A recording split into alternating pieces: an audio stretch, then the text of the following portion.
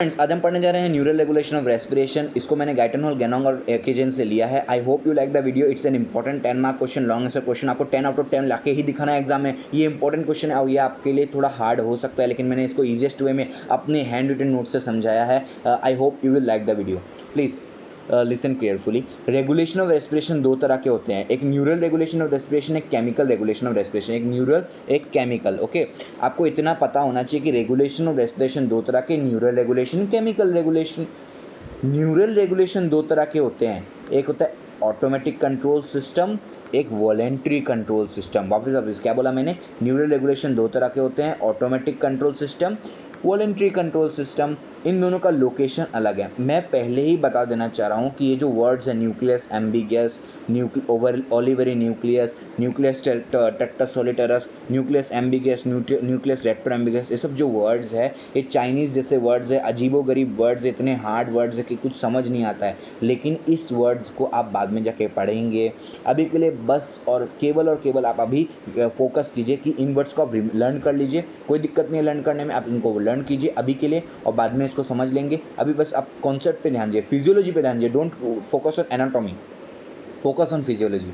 ठीक है, इसका लोकेशन आप लर्न कीजिए। It is located in the medulla near nucleus ambiguous. Voluntary control system कहाँ लोकेट होता है? It is located in the cerebral cortex. ठीक है, वॉलेंट्री कंट्रोल सिस्टम ही इतना ही है, इसको और नहीं पढ़ना है। देखिए हो गया ना आसान, इसमें और कुछ नहीं पढ़ना है, इतना ही पढ़ना है आपको। ठीक है, ऑटोमेटिक कंट्रोल सिस्टम को क्या करता है? ये आपका initiate impulse from the pace maker cell which are called pre Botzinger complex, है ना। ये इंपॉर्टेंट क्वेश्चन है। ये प्री बोर्डजाइंगर कॉम्प्लेक्स का देखिए, हम लोग को पता है कार्डियोवास्कुलर सिस्टम में हार्ट में जो पेस मेकर सेल है उसको हम लोग क्या बोलते हैं? बताइए बताइए कमेंट सेक्शन में बताइए।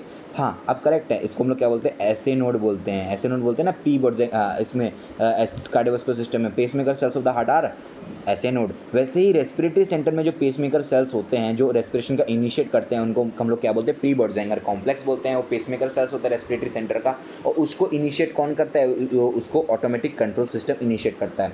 अभी तक वो समझ आया कि नहीं है कि रेगुलेशन दो तरह का होता है रेस्पिरेशन का? Neural regulation, chemical regulation. Neural regulation दो तरह का, ऑटोमेटिक और वॉलेंट्री। वॉलेंट्री का लोकेशन अलग है, ऑटोमेटिक का अलग है। ऑटोमेटिक का फंक्शन क्या है ना? ऑटोमेटिक का फंक्शन है पेसमेकर सेल को इनिशिएट करना। इतना आप समझ गए, इतना कट कर दीजिए। ठीक है, नेक्स्ट में आते हैं। अब जो ऑटोमेटिक कंट्रोल सिस्टम है वो दो तरह के होते हैं, एक होता है medullary control system, respiratory system, और एक पोंटाइन रेस्पिरेटरी सिस्टम। ठीक है, पोंटाइन रेस्पिरेटरी सिस्टम को हम लोग लास्ट में पढ़ेंगे, पहले मेडुलरी पे फोकस करते हैं।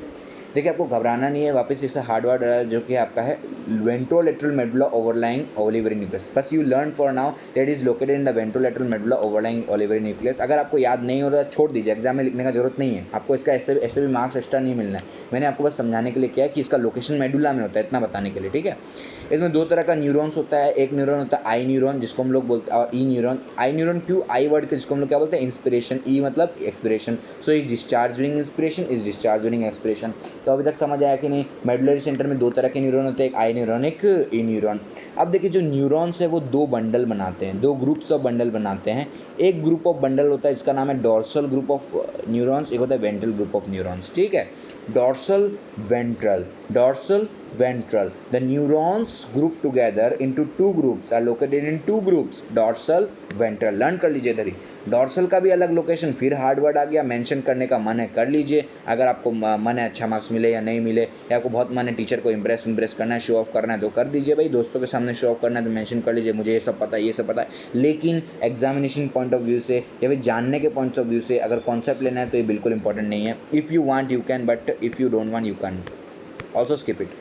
मेंशन करें तो अच्छा ही है, वैसे नहीं करने से भी आपको कोई एक्स्ट्रा मार्क्स नहीं मिलने वाला। ठीक है, so made of primarily I neuron, it is made up of I neuron. I neuron का मतलब क्या होता है? Inspiratory neurons. Okay, it provide rhythmic. अगर ये इंस्पिरेटरी न्यूरॉन से लोकेट होता है, इसमें मेनली क्या होता है? ग्रुप ऑफ न्यूरॉन्स में, डॉर्सल ग्रुप ऑफ न्यूरॉन में मेनली इंस्पिरेटरी न्यूरॉन्स प्रेजेंट रहता है और इसका फंक्शन है इंस्पिरेशन। ठीक है, मेन फंक्शन क्या है इसका? इंस्पिरेशन, क्योंकि इसमें आई न्यूरॉन है, आई मतलब इंस्पिरेशन, है ना। तो अगर इंस्पिरेशन होगा तो बस इसका जो आगे का दो लाइन है वो आप ऐसे चुटकियों में समझ लेंगे कि इंस्पिरेशन होगा तो आपको इतना पता है कि इंस्पिरेशन क्यों होता है? कंट्रैक्शन ऑफ, बोले बोले एक्सटर्नल, हाँ external intercostal muscles and diaphragm. अगर डायाफ्राम का कंट्रैक्शन होगा तो क्या होगा? इंस्पिरेशन होगा। तो इसको इंस्पिरेशन कंट्रोल कौन करता है? डॉर्सल ग्रुप ऑफ न्यूरॉन, है ना। वैसे वेंट्रल ग्रुप ऑफ न्यूरॉन में दोनों इंस्पिरेशन एक्सपिरेशन होता है, लेकिन मेनली इसका फंक्शन क्या? एक्सपिरेशन है। इसको दो डिवीजन में डिवाइड कर दिया गया, क्रेनियल और कॉर्डल।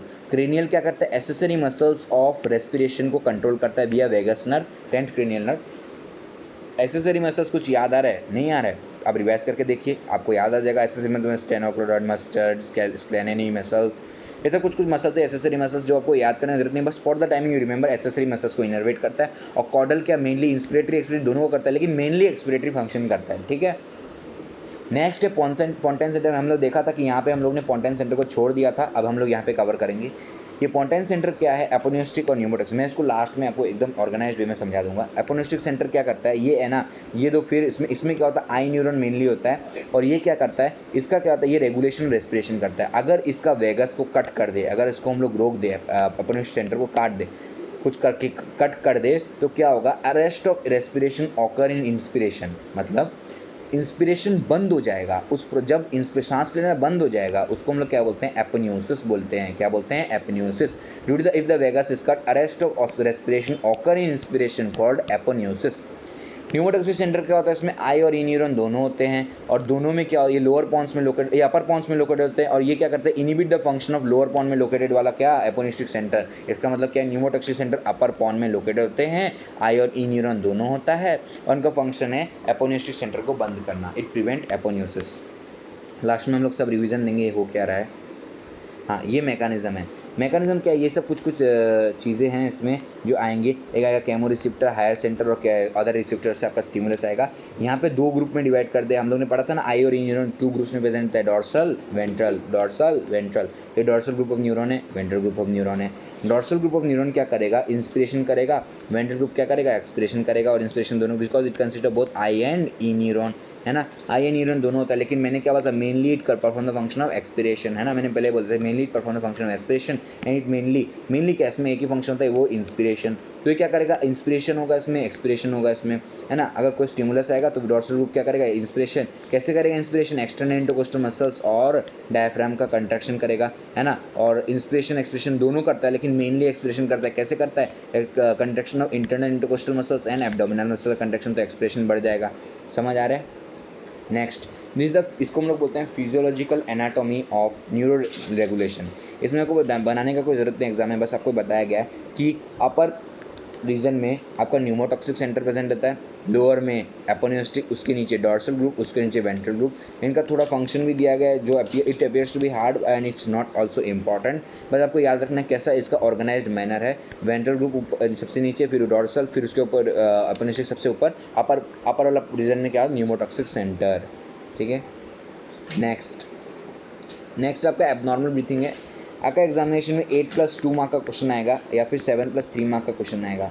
एग्जामिनेशन में आएगा आपका write a short note on the neuro regulation of respiration. So आपको ये पूरा हैंड रिटन नोट दोनों पेज दिया है, ये दोनों पेज आपको लिखना पड़ेगा। आपको ये मैकेनिज्म गाइटन हॉल का लिखना पड़ेगा, ये फर्स्ट पे, second page, then you have to write about the Guyton Hall का मैकेनिज्म। ये जरूरी नहीं है बनाना, बस मैंने एक्सप्लेन करने के लिए किया कि लोकेशन क्या क्या है। थर्ड जो है वो टाइप्स ऑफ एबनॉर्मल ब्रीथिंग आपको याद करना है। एबनॉर्मल ब्रीथिंग क्या है, आपका ऐसा क्वेश्चन आएगा कि right a short note on neuro regulation 8 marks plus right a short note on abnormal breathing.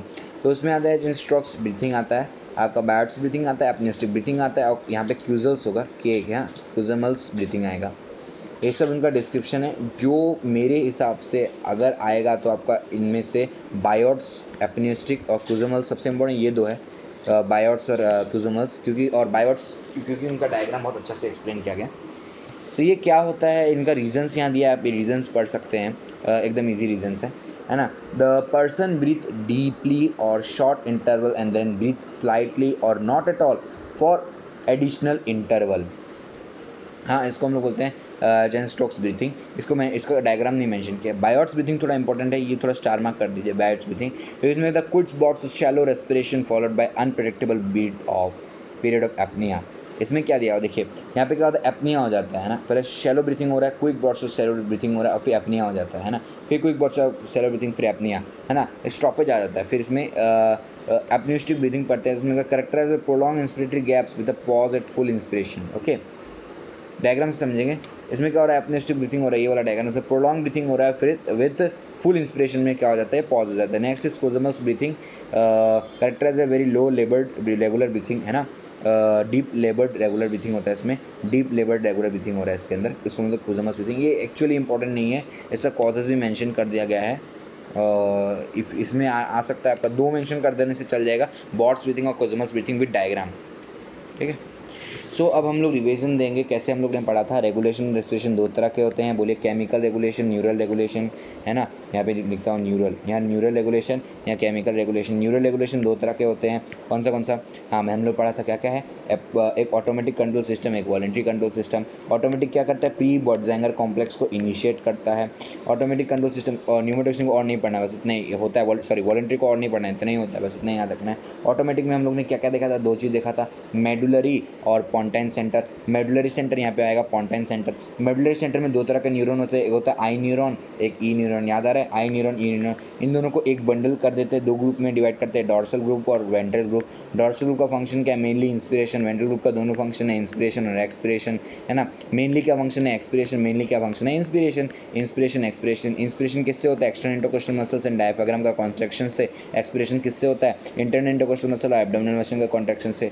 बस सिंपल, ये था आपका न्यूरल रेगुलेशन, है ना। उसमें आपको मैंने एक चीज़ मिस कर दिया, वो पोंटाइन सेंटर है, दो एपोनिस्टिक सेंटर और एक और आएगा आपका एपनिस्टिक सेंटर। एक और क्या होता है बताइए, एपनिस्टिक सेंटर आएगा, एक आपका यहाँ पे मिल देता हूँ, पोंटाइन सेंटर, एपनिस्टिक सेंटर आएगा, एक आएगा न्यूमोटॉक्सिक सेंटर आएगा शायद, हाँ या I am correct. Apneustic centre, pneumotaxic centre आएगा।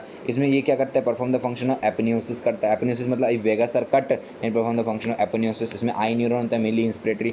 इसमें इंस्पिरेटरी एंड एक्सपिरेटरी दोनों फंक्शन होता है ना। और ये क्या करता है, इट प्रिवेंट एपोनियोसिस। बस इतना ही लिख देने से, मेंशन करने से, you will get the concept, you will get whole whatever you need to mention. I hope you like the video. If you like, please like, comment and subscribe. Thank you.